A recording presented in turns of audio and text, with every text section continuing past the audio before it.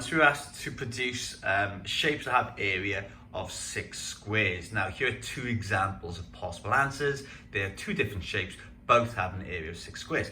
Now move on to the divisions. We've got 945 divided by 8. So I'm going to use my partial model and I've partitioned. So I've got 900 divided by 8, I got 40 divided by 8, and I got 5 divided by 8. So I'm going to start with my hundreds. And I'm going to use a little shortcut here. So I know that 8 goes into 9 one time. So I know that 8 goes into 900 100 times. I know that that makes 800. So I've got a spare 100. So I'm going to bring that 100 into my tens column.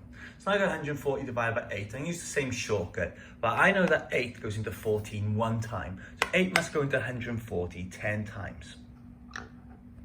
Now, as that makes 80, there's a spare 60. So I need to take that 60 with me, over into my ones column over here. So I'm left with 65 divided by 8.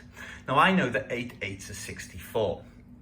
So I'm gonna put 8 in there, and because it makes 64, that means there's a remainder of 1. So I use all of my parts now to complete my whole. So I've got a 100, I've got a 10, and I've got an 8, with a remainder of 1. So 945 divided by 8 is 118 with a remainder of 1. Now let's move into question 3.